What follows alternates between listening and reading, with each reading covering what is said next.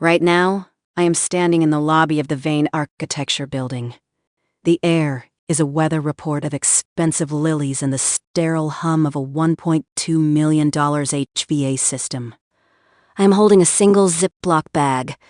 Inside is a $15 mechanical keyboard and a hard drive.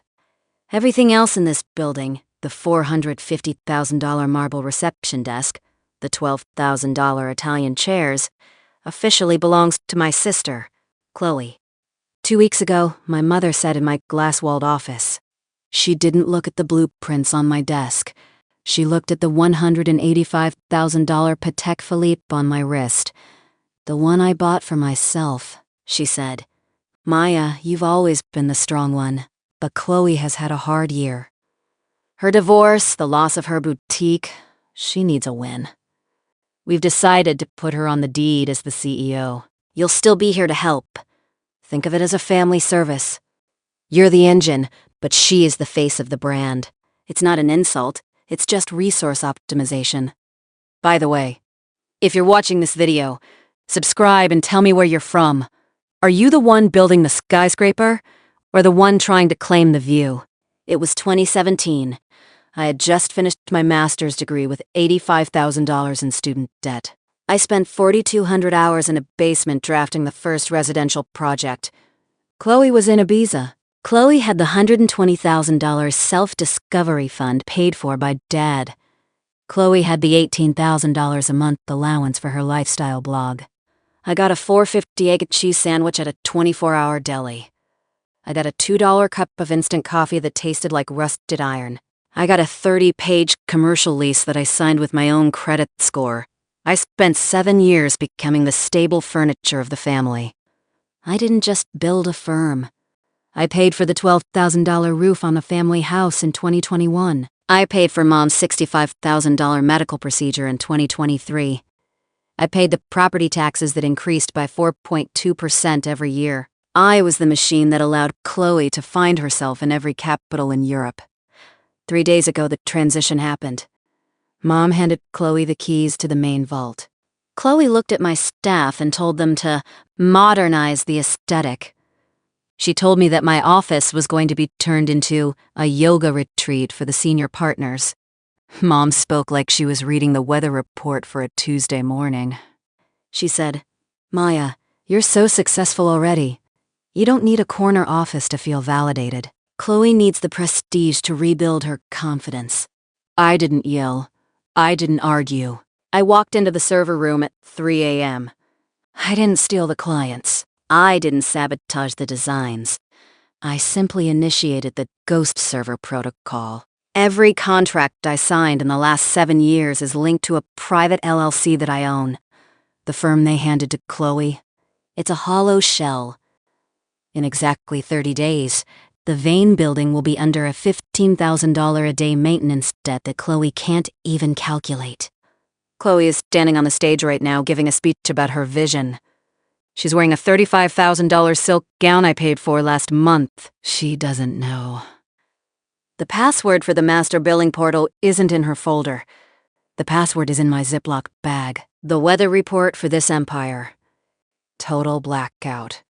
I am sitting in my new office. It is a 10x10 storage closet near the HVAC intake. The air is a weather report of 68 degrees stale dust and the smell of industrial floor wax. I am sitting on a $25 plastic chair I bought from a garage sale. On the floor above me, in the office I designed, my sister Chloe is hosting her first creative strategy meeting. I can hear the muffled bass of the $8,500 sound system I installed last year. The music is lo-fi hip-hop. She says it helps the creative energy flow. If you're still listening, tell me, have you ever been told to stay in the basement so someone else could dance on the roof? My mother walked into my closet 10 minutes ago. She was carrying a $250 bottle of green juice. She didn't ask if I had enough light to work. She said, Maya, Chloe is having trouble with the master login for the payroll system. The employees are asking about their health insurance premiums. And the vendor for the Italian marble called. Apparently there's an outstanding balance of $42,000. Just give her the password. It's a family business, Maya. Don't be the person who holds a grudge over a desk. The outstanding balance she refers to as a choice. The $42,000 isn't a debt. It's a credit line I opened under my private LLC. I didn't tell her that the payroll system is a legacy module I built from scratch. I spoke like I was reading the weather report for a Tuesday morning. I said, the password is encrypted, Mom. It requires a 12-digit biometric override that is currently linked to a hardware key. Chloe is the CEO. CEOs are supposed to handle the infrastructure. The silence in the closet was 4.2 seconds long. Then came the microaggression. You've always been so technical, Maya. It's a very rigid trait. Chloe has the charisma to lead people. You just have the numbers. Numbers don't build empires. People, just be a team player for once. I looked at my $15 mechanical keyboard. The plastic is worn. The enter key is smooth. I realize that to them, I am not a person. I am a technical glitch that needs to be optimized away. 2018, the year I designed the Thorn Heights complex. The year was a weather report of $4 instant coffee and fluorescent lights. I was 24 years old. My student loan was $85,000. The firm's revenue was zero. I worked 90-hour weeks in a studio that smelled of old blueprints and wet dog. Chloe was in Tulum. Chloe got the $15,000 a month travel grant from Dad's estate. Chloe got the Influencer of the Year nomination. I got the $12,000 commercial tax bill. I got the $6,500 repair bill for the server that crashed. I got the chronic back pain from sleeping on a yoga mat under my drafting table. 2221. The firm hit $2 million in revenue. Mom looked at the bank statement. She didn't ask how many nights I had spent without sleep. She said, we need to set up a trust for Chloe. She's so sensitive, Maya. The world is hard on girls like her. You're strong. Strong people don't need trusts. They need more work to keep them occupied. I worked. I didn't just design buildings. I designed the legal maze. I moved the intellectual property into a shell company called the Alchemist of Ash. I paid the corporate taxes. I paid the property taxes that increased by 4.2% every year. I was the stable furniture. That was actually the foundation. 2023. I realized the crown would never be mine. I realized that if the firm burned down, Mom would ask me why I didn't save Chloe's silk scarves first. So I initiated the ghost server protocol. I didn't yell. I didn't argue. I just stopped being the reliable one. In secret, I stopped the automatic payments for the building's lease 3 months ago. I wanted to see how long the golden child could stay in the air before gravity noticed. Day 5 of Chloe's reign. She called an emergency board meeting. The board consists of Mom, Chloe's new spiritual advisor, and a lawyer who smells like expensive gin. They are sitting around the $450,000 marble table. Chloe is wearing a $3,500 suit. She is crying. The servers are locked. She sobbed. I can't access the blueprints for the $120 million Dubai project. The client is on the line. They want to see the 3D renderings in 10 minutes. Maya won't give me the override. Mom looked at me. The weather report coldness was back. Maya, give her the override. This is the family's future. Do you want your sister to fail?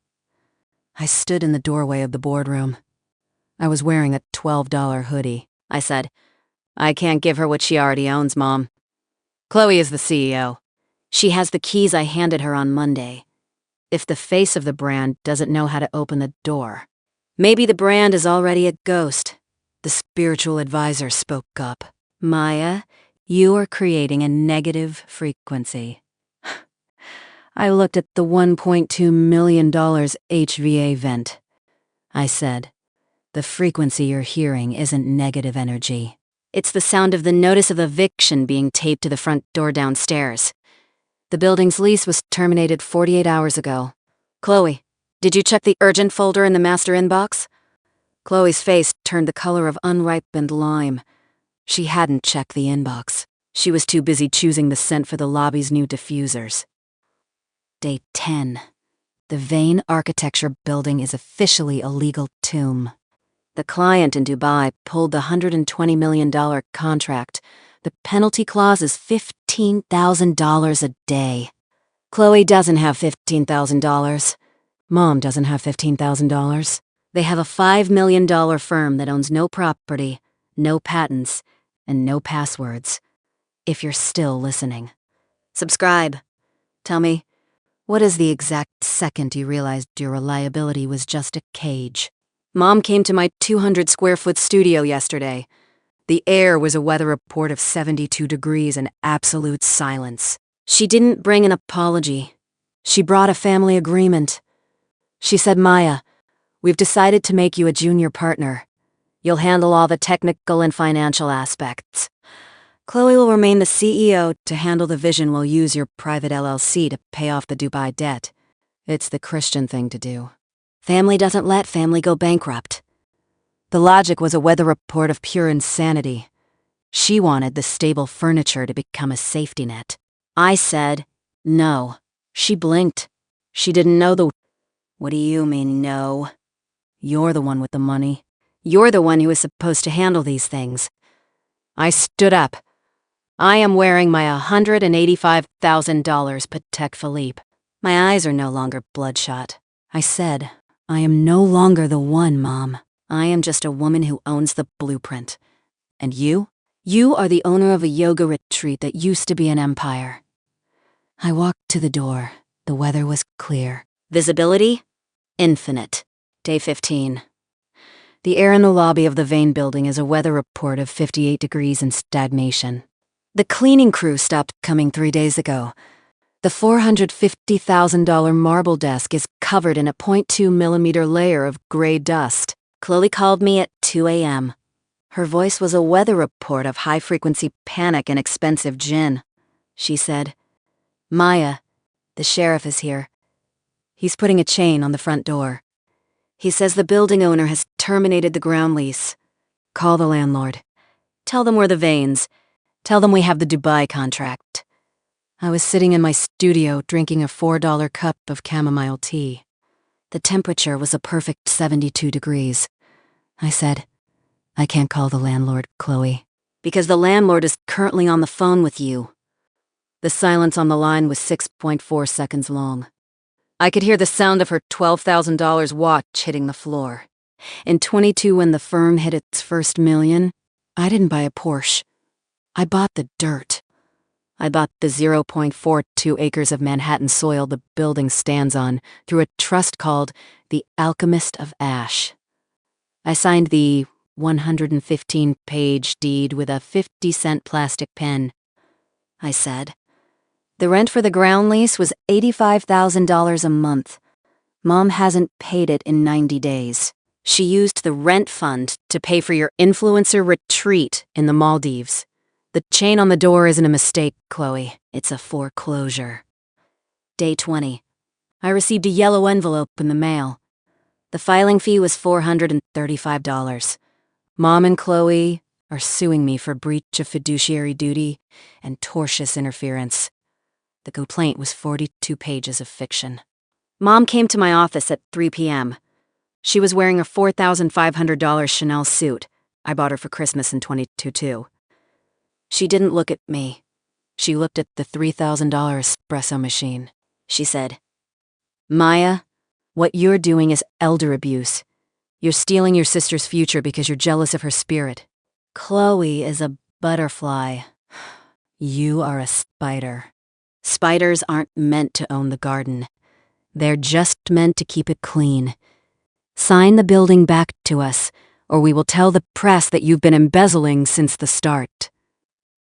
Butterfly. Spider. Cleaning. These are the words they used to turn a biological engine into a disposable filter. I looked at the spiritual advisor standing behind her. He was wearing $1,200 sandals. I said, the discovery phase starts on Monday, Mom. I've already subpoenaed your credit card records from the Maldives and Chloe's self-discovery fund receipts from Ibiza. I hope the butterfly likes the smell of a courtroom. Day 30.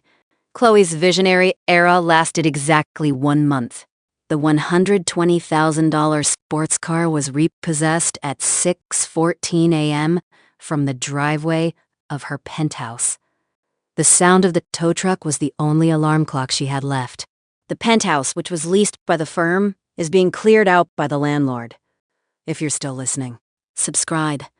Tell me, is it better to be a butterfly in the rain or a spider with a house? Chloe moved into a 600-square-foot apartment in Queens. The walls are the color of wet cardboard. The radiator hisses like a dying animal. She called me yesterday. Maya, please. The Dubai client is suing me personally for the $120 million. I don't even know how to read the contract. Just fix it. I'll give you the CEO title back. I just want to go back to Tulum. Partly cloudy. Wind from the north. I said, Chloe, you told me I only had the numbers. Well, the numbers say you owe $15,000 a day in penalties, and $15,000 is more than the value of your soul. I don't want the title. I want the silence. The Sunday roast audit began. I spent 1,000 hours mapping the family's parasitic logic. Chloe got the $18K a month allowance. Chloe got the $35,000 silk gowns. Chloe got the creative energy lo-fi hip-hop. I got the $4.50 egg and cheese sandwiches. I got the $85,000 student debt. I got the scars on my brain from 90-hour weeks. I found the ghost ledger. Mom hadn't just been spending the firm's money. She had taken out 3 secret mortgages on the family house to fund Chloe's lifestyle blog. Total debt, $812,000. The interest rate was 12.5%. The butterfly was living on a mountain of high-interest debt that was about to land. I didn't try to save the house. I simply watched the weather report of their bank accounts hit zero. I am an architect. I know that you can't build a future on a foundation made of lies and silk. Today, 9:30 a.m. The Vane Architecture building is being sold at a public auction. I am standing on the sidewalk wearing a $35 polyester dress. I look like the help. Mom and Chloe are there. They are crying. They are looking for a white knight to save the legacy.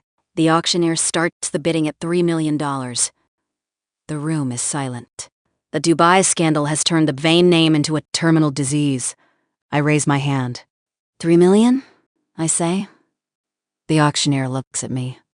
The golden children look at me. They don't see the owner of the... They don't see the alchemist of ash. Going once.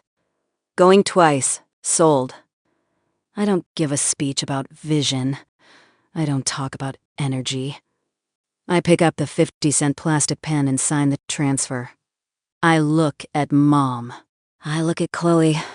I say, the building is mine. The land is mine. The passwords are mine. You can stay for 10 minutes to collect your silk gowns. After that, the weather is going to get very, very cold.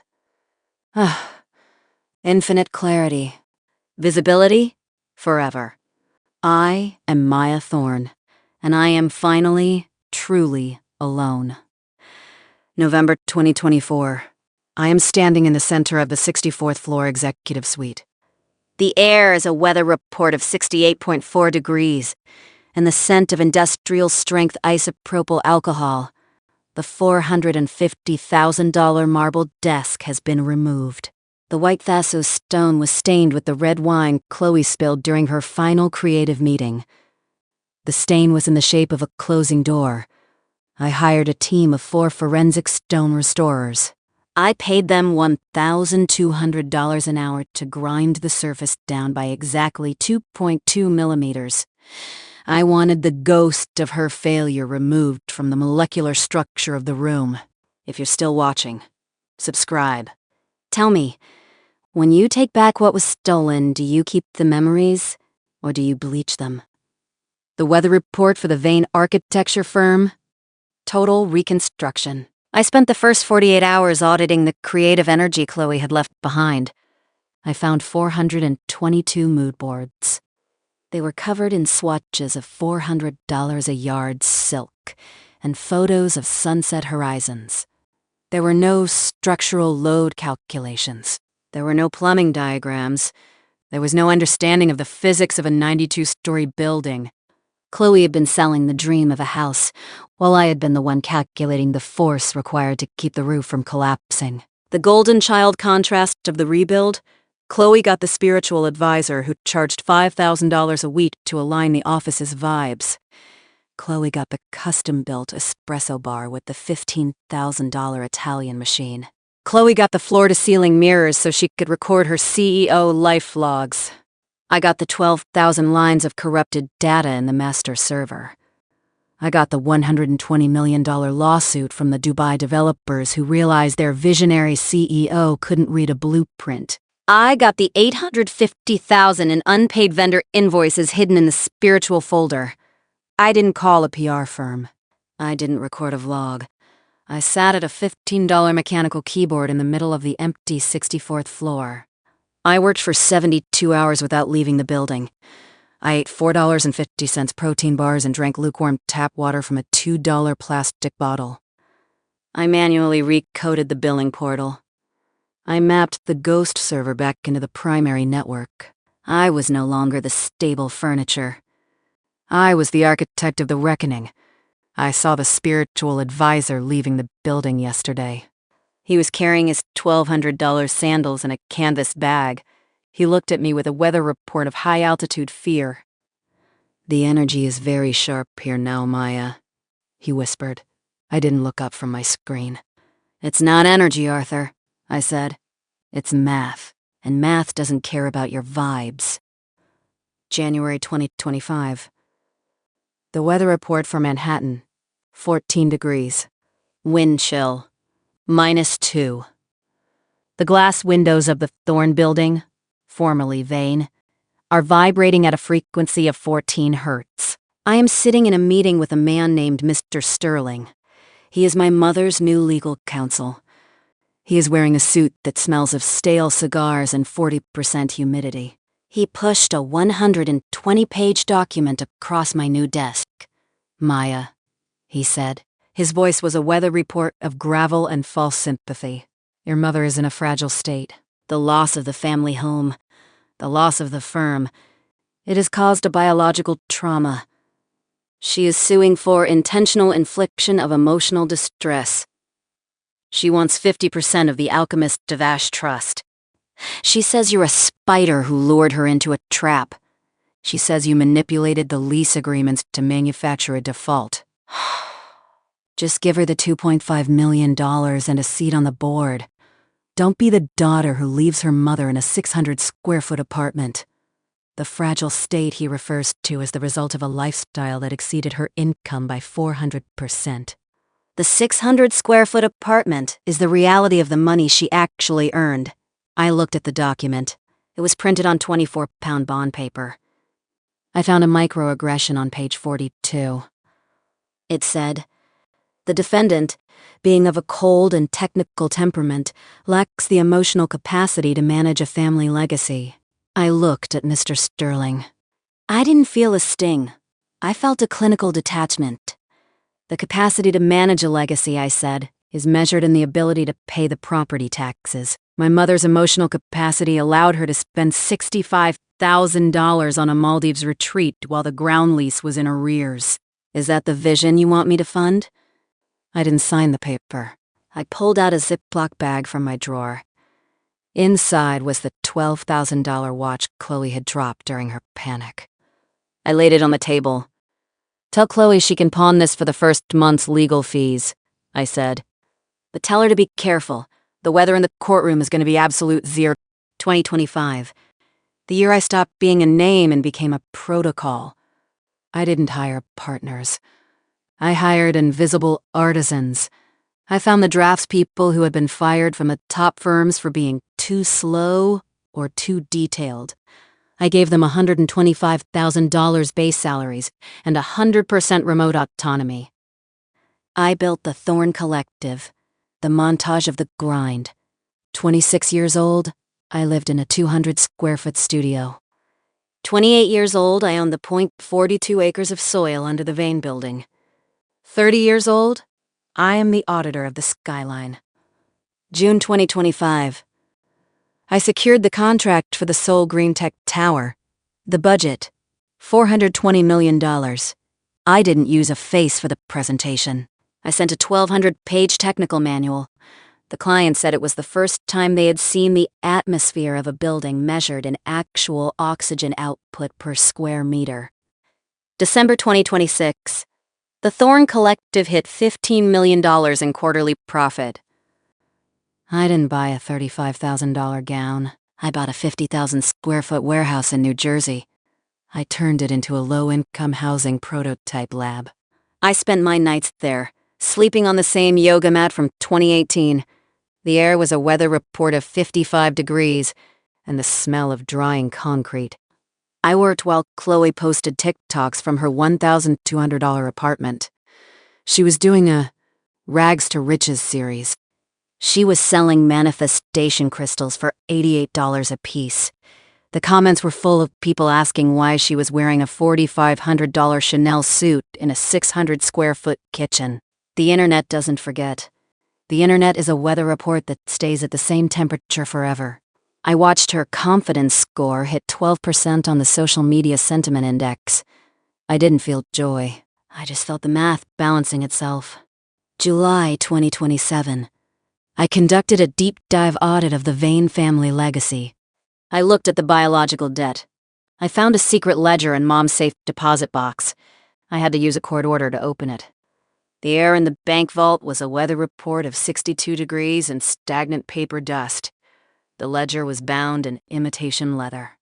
Inside was the record of my stability. 2012, Maya got a $15 mechanical pencil for her birthday. Chloe got a $4,500 trip to Paris for developing her aesthetic. 2014, Maya worked 40 hours a week at the library to pay for her drafting software. Chloe got a $12,000 allowance for social integration. 2016, Maya's inheritance from Grandma was diverted to pay for Chloe's first boutique. The boutique failed in 6 months. The total diverted funds, $312,000. This is the Golden Child contrast in a forensic font. I was the soil that used to grow a flower that was made of plastic. I was the stable furniture they sold to buy a silk scarf. The total amount of my labor they had converted into Chloe's lifestyle, $1.4 million. I didn't yell. I didn't cry. I sent a copy of the ledger to Mr. Sterling, the family lawyer. I attached a note written with a 50-cent plastic pen. The $2.5 million she is suing for, I wrote, has already been paid. In the form of the $1.4 million of my life you converted into Chloe's spiritual energy. I'm filing a counterclaim for the recovery of the stolen inheritance. The interest rate is 7.2% compounded annually. The weather report for the Vane estate. Total insolvency. September 2027. The Dubai developers arrived in Manhattan. They weren't looking for vision. They were looking for the $120 million Chloe had lost them. They met in the Thorn Building boardroom. The air was a weather report of high-frequency tension and the smell of $400 per ounce owl. Chloe was there. She was wearing a trench coat from a thrift store. She was trying to use her face. The Dubai project was a spiritual collaboration, she whispered. The energy wasn't right for the 3D renderings. The lead developer, a man with eyes like polished obsidian, didn't look at her. He looked at me, he said, "Thorn, we've seen your 1,200-page manual for the Soul Project. We want that logic applied to our tower. We'll drop the $120 million lawsuit against Vane Holdings, but there is a condition. We want the face of the failure to personally sign the apology to our board, and we want a public admission that she is medically incapable of managing a project of this scale." This was the medically unstable microaggression turned back on the Golden Child. The exact words they used to take my firm were now being used to save them from a $120 million debt. Mom looked at me. She was shaking. "Maya, tell them she's not incapable. Tell them she's just sensitive." I looked at the obsidian-eyed man.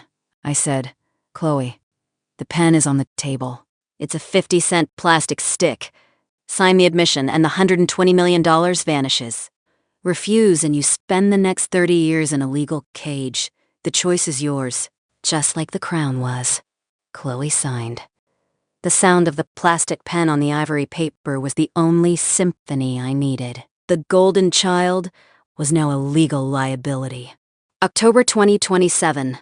Chloe decided to play her final card. Public victimhood.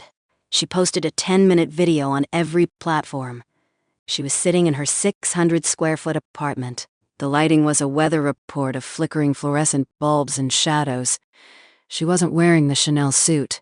She was wearing a gray sweatshirt with a hole in the elbow. She was crying, the real kind, with snot and red eyes. My sister is a monster. She sobbed to her 200,000 remaining followers. She stole the family firm. She bought the land under our feet. She forced me to sign a paper saying I'm mentally incapable, just to save her own profits.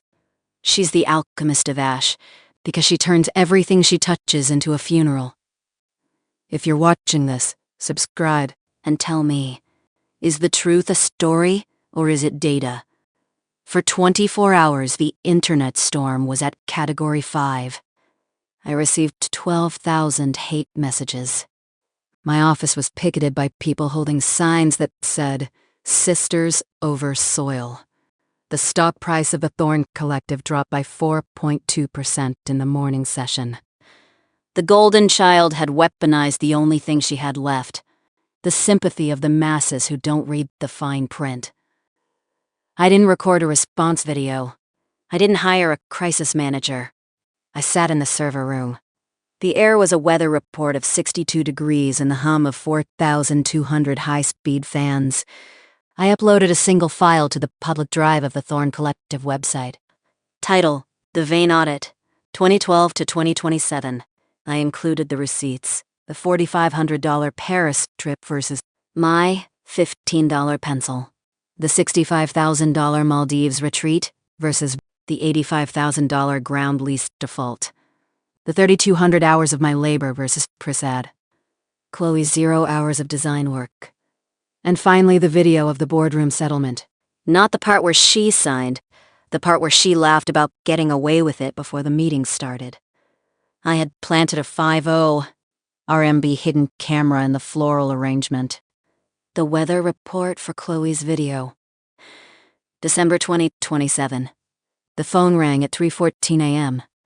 It was the emergency line at the Vesta Research Center. It was my mother. Her voice was a weather report of 3 a.m. desperation and the smell of hospital disinfectant. Maya, I'm at the Mercy General. My heart. The doctors say the stress of the audit has caused a Takotsubo event. Broken heart syndrome. They say I might not make it through the night. Come, please. Bring the checkbook. I just want to see my daughters together one last time before the end. If you're still listening. Tell me, how many times does a heart have to break before it becomes a business strategy? I drove to the hospital in my black Volvo. The air in the cardiac ward was a weather report of 72 degrees and the scent of floor wax and fear. Mom was in the bed. She was hooked up to a 12-lead EKG. She looked small. She looked like the stable furniture that was finally falling apart. Chloe was there, holding her hand. Chloe looked at me with a weather report of high-intensity greed. She needs a specialist, Maya, Chloe whispered. A clinic in Switzerland. It costs $500,000 for the admission. Sign the... Do it for Mom. Do it so you don't have to live with the guilt. Huh. I looked at the EKG monitor. I am a CPA. I am an architect. I am a forensic auditor of life. I noticed the rhythm. The heart rate was a steady 72 beats per minute. The QRS complex was perfect. The ST segment elevation that indicates a Takotsubo event was missing. I reached out and adjusted the sensor on Mom's finger. The tape was a 5-cent piece of medical plastic. His voice was as flat as a weather report for a Monday morning. The EKG says your heart is as stable as a piece of Nordic furniture. Who is the doctor who diagnosed you? The silence in the room was 8.2 seconds long. The spiritual advisor walked in from the hallway. He was wearing a white lab coat over his $1,200 sandals.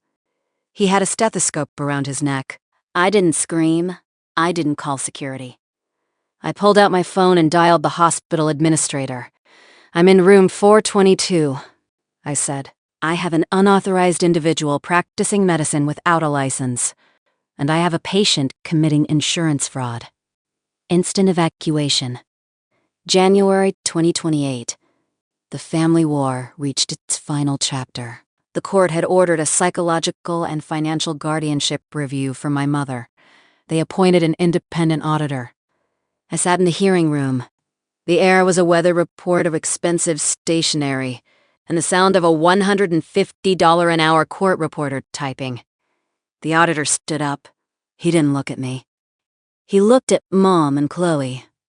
"We've reviewed the shadow ledger provided by Maya Thorne," he said, "and we've reviewed the childhood records. The resource optimization that favored Chloe Vane was a systemic diversion of Maya Thorne's assets starting at age 7. The defendant wasn't a reliable daughter. She was a host for a family of parasites. The total amount of Maya's life that was converted into Chloe's spiritual aura is actually closer to $2.2 million when adjusted for market growth. The floor was made of linoleum. Price, $4 per square foot. She realized that she wasn't the face of the family anymore. She was the debt. The golden child contrast of the judgment. Chloe got the permanent injunction from the architectural industry. Chloe got the repayment schedule that would take 42 years to complete. Chloe got the 600 square foot apartment and a job at a retail clothing store. I got the legal title to the Vane name. I got the satisfaction of watching the butterfly learn the price of a gallon of milk. I got the silence. I walked up to Mom after the hearing. She was sitting on a plastic chair. I handed her a $12 apron with a bleach stain on the left pocket, the one I wore in 2018. "Here," I said, "if you want to understand the stability of the family, start by cleaning the floors. The warehouse in New Jersey needs a janitor. $15 an hour. Shift starts at 6 a.m. May 2028. I am standing on the roof of the warehouse in New Jersey. The air is a weather report of 74 degrees and the smell of new grass. The prototype for the low-income housing is finished. It is made of recycled glass and carbon fiber. It is perfectly balanced. It costs $42,000 to build. I am watching the janitor through the security feed. It is my mother. She is wearing the $12 apron. She is mopping the floor of the lab where I designed the future. She is focused on the water in the bucket. The water is a weather report of 45 degrees and gray silt. Chloe is in the city. She is working the opening shift at a fast fashion store on 34th Street. She earns $16.50 an hour. She spends her days folding $12 trillion shirts. The kind of t-shirts she used to call disposable rags. She doesn't have the $35,000 gowns. She doesn't have the $185,000 Patek. She has a $15 plastic watch and a subway pass. I reach into my pocket. I find the Ziploc bag with the $500 Starbucks gift card. The plastic is scratched. The balance is 0. I walk to the incinerator of the warehouse. I throw it into the flames. The sound of the plastic melting is the only meditation I need. I am Maya Thorne. I have deconstructed the lie. I have rebuilt the floor. And the floor is solid. 2030. I am 36 years old. I am sitting on the terrace of the villa in Tuscany. The sun is hitting the 500-year-old stone at exactly 45 degrees. The Thorne Collective is now 4,000 people strong. We have designed the hospitals of the future. We have designed the schools of the future. We have designed a world where the soil is more valuable than the flower. If you've watched all 20 parts of this saga, understand this. The world will always try to tell you that you are furniture. They will try to tell you that the visionaries are the ones who matter. Let 'em. Let 'em dance on your roof. Let them spill their wine on your marble. Because when the storm comes, and the storm always comes, the only thing that stays standing is the foundation. My weather report: clear skies, visibility, pulse, 60 beats per minute. I look at the horizon. I see the smoke from a distant chimney. It is a white line against the blue sky. It is a weather report of a home that is warm, a home that is stable, a home that is no longer a ghost. I am Maya Thorne, the daughter of no one, the mother of the future, and the silence is finally legacy. December 2028. I am standing in a windowless room in the basement of the New York Public Library. The air is a weather report of 64 degrees, and the smell of decomposing starch and high-acid paper. The humidity is kept at exactly 32% to preserve the municipal records of the 1970s. I am wearing a $2,500 charcoal wool coat and $15 surgical gloves. I am looking at a microfilm reel labeled Vein, Industrial, 1974. If you're still watching, subscribe. Tell me, when you dig up the past, are you looking for a treasure or a weapon? 3 weeks ago, Chloe called me.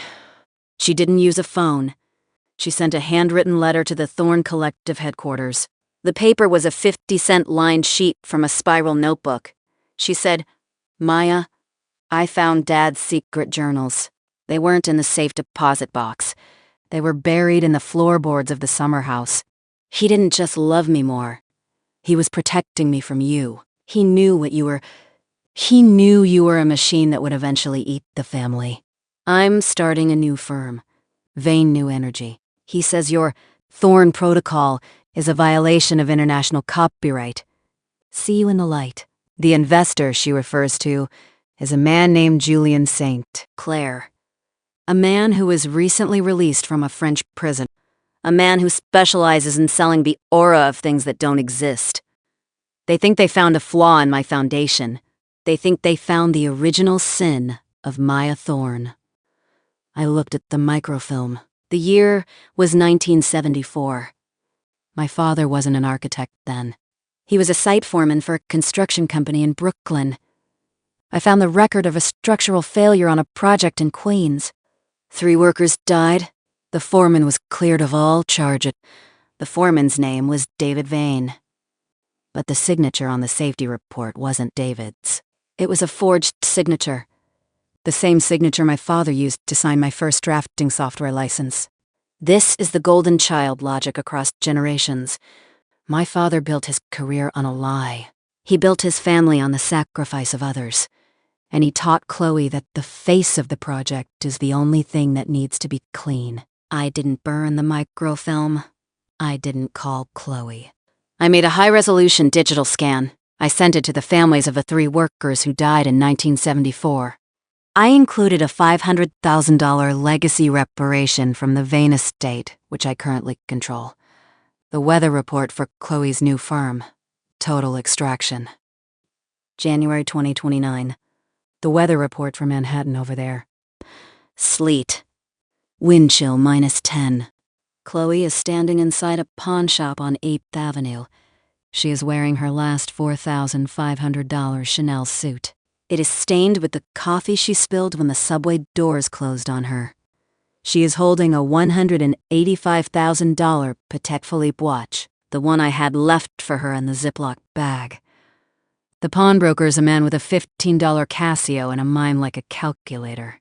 He looks at the watch through a magnifying loupe. "The movement is beautiful," he says. His voice is a weather report of flat indifference, but the serial number has been flagged. It's part of a corporate asset liquidation. I can't sell this. I can only give you $500 for the gold weight of the casing. $500. The exact price of the Starbucks gift card Julian gave me in 2018. The exact price of the self-discovery fund Dad gave Chloe for a single day in Paris. Chloe didn't argue. She took the $500 bills. She walked to a grocery store. She bought a $4.50 egg and cheese sandwich. She ate it in the dark of a bus station. If you're still listening, tell me, Does the golden child still taste like gold when the money is gone? I watched her through the security feed of the bus station. I was sitting in my 64th floor office. The air was a perfect 72 degrees. I wasn't looking for revenge. I was looking for the bottom. I wanted to know if a butterfly can survive the winter without a garden. Chloe finished her sandwich. She threw the wrapper into a trash can. She didn't cry. She pulled out a 0.5 mm mechanical pencil. She started drawing on the back of a bus schedule. She wasn't drawing a vision. She was drawing a floor plan with a solid foundation. March 2029. I am back in the Thorn building. But I'm not on the 64th floor.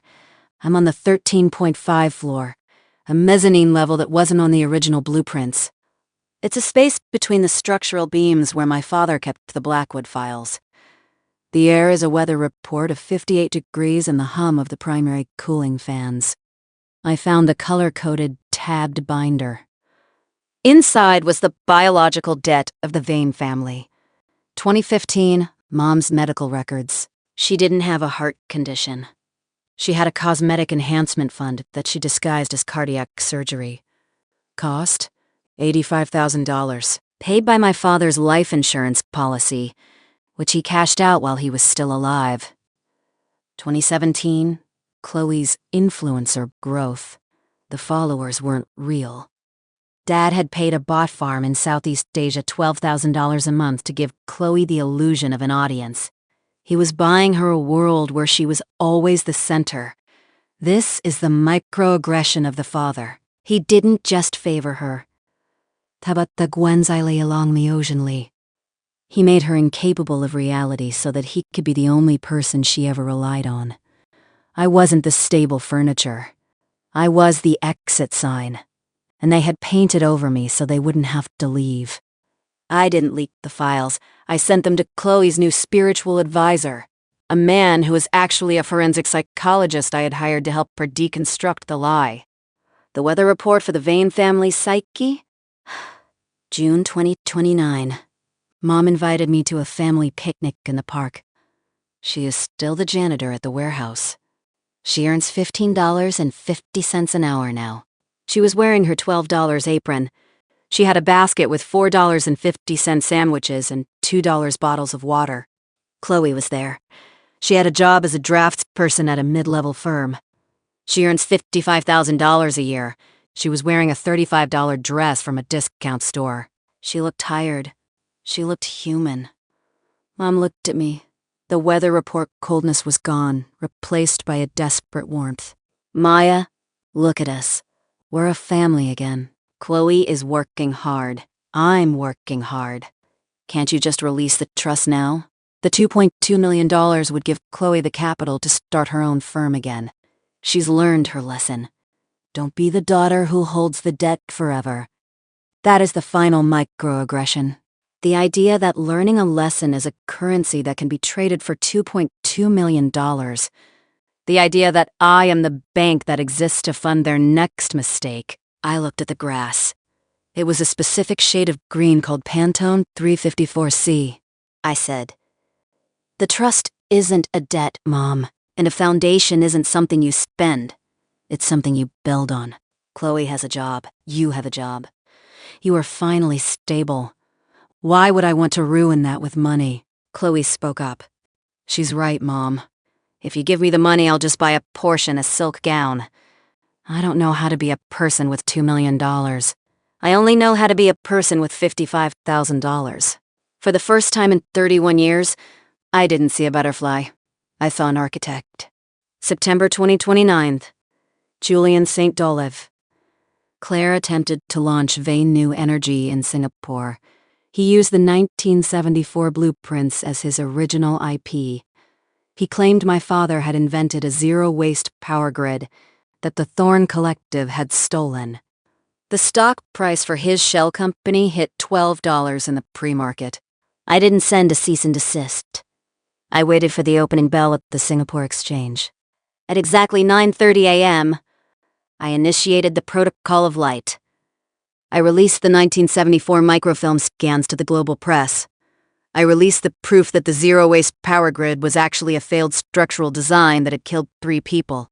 I released the forensic audit of the bot farm that had created the illusion of the Vane brand. Julian St. C.I. Claire's stock dropped from $12 to 4 cents in 180 seconds.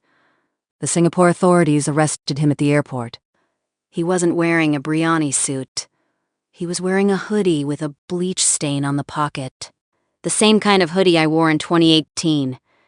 Chloe watched the news from her 400-square-foot apartment. She didn't call me to scream. She sent a text message. "Thanks for the light, Maya. It's easier to draw when you can see the..." January 2030. I am sitting in a clinic in Tuscany. The air is a weather report of rosemary and sterile oxygen. I am undergoing a biological audit. My cortisol levels, 14-SIGs. Normal. My heart rate, 62 BPM. Stable. I looked at the medical records of my mother. Her broken heart syndrome from 2027 had been a lie. But her current record showed something real. She had a chronic inflammation in her hands, the result of 5 years of mopping floors and scrubbing engines. She had the janitor's mark. I bought her a $12,000 ergonomic cleaning machine. I bought her a pair of $450 professional-grade gloves. I gave her the tools to do the job without the pain. I didn't give her the money to quit, because I knew that the only thing keeping her stable was the floor she was cleaning. The golden child contrast of health. She has the grind in her lungs. I am sitting on the terrace watching the sun. I have the silence in my soul. May 23rd. The old Vane family house in New Jersey was finally demolished. I didn't sell the land to a developer. I built the Museum of Hubris. It is a 4,500-square-foot glass box. Inside, there are no paintings. There are only Exhibit A, the $450,000 marble desk stained with wine. Exhibit B, the $185,000 Patek Philippe with the flagged serial number. Exhibit C, the $35,000 silk gown Chloe wore to the 2024 gala. Exhibit D, the $15 mechanical pencil I used to build an empire. The entrance fee is $4.50, the price of an egg and cheese sandwich. The proceeds go to the families of the workers who died in 1974. I saw a group of architecture students there last week. They weren't looking at the silk. They were looking at the pencil. One of them asked, how did she do it? How did she turn a pencil into a skyline? I was standing in the shadows, wearing my gray hoodie. I didn't answer. The weather report for the museum. Perfect clarity. August 2030. I visited the warehouse in New Jersey at 6 a.m. The air was a weather report of 55 degrees, and the smell of industrial lemon cleaner. My mother was there. She was using the ergonomic machine. She was mopping the floor of the lab where the low-income housing prototype was being built. She saw me. The floor is almost done, Maya, she said. Her voice was a weather report of 70 degrees and simple reality. You know, I used to think the floor was just something you walked on, but the floor is the hardest part to keep clean. And it's the only thing that never lies to you. I looked at her hands. They were covered in the $450 gloves. You're a good janitor, Mom, I said. I'm a good worker, she corrected. There's a difference. I realized then that the foreclosure gift wasn't the building, it was the work. I had given her back her humanity by taking away her crown. October 2030. I am standing in the Thorne Sterling Logistics Hub in Shanghai. The air is a weather report of high-speed efficiency and the smell of new electronics. The Thorne Collective has expanded to 42 countries. We are using a modified version of the Aries algorithm to design hospitals that can be 3D printed in 48 hours. Price, $42,000 per unit. Chinese tech serving the people of the world. The slogan is on the 100-foot LED screen in the lobby. I am the architect of the flow. I manage the 240 suppliers. I manage the 120 or PM sorting machines. I manage the silence. I reach into my pocket. I find the $2 instant coffee cup from 2017. It is a relic now. It sits on my desk next to the $1.2 million Patek Philippe bought for myself. The watch tells the time. The cup tells the truth. If you've watched all 29 parts, understand the final lesson of the vain legacy. The world will try to tell you that you are a tool. They will try to tell you that the visionaries own the light. Let them. Let them believe they are the ones sitting on the chair, because the chair is built on the floor, and I am the one who owns the land. 2032. I'm 38 years old. I am sitting on the terrace of the villa in Tuscany. The sun is hitting the 500-year-old stone at exactly 45 degrees. The Thorn Collective is now a generational legacy. Ilara, my daughter, is in the garden. She is 14. She was holding a $15 mechanical keyboard. She was trying to fix a sticking key. "Mom," she said, "the enter key is stuck." I looked at the keyboard. The plastic was worn. The letter E was gone. I said, "Don't fix it, Ilara. Sometimes a stuck key is the only thing that keeps you from making a mistake. Sometimes you need to wait for the weather to change." She looked at me. Her eyes were a weather report of curiosity and absolute safety. She doesn't know what a golden child is. She doesn't know what a basement smells like. She only knows the sun on the stone. I reach into my pocket. I find a 50-cent plastic pen. I find a blank piece of paper. I don't write a protocol. I don't write a name. I just draw a single circle. A perfect circle. The beginning and the end. I am Maya Thorne, the daughter of no one, the mother of the future, and the void is finally silent.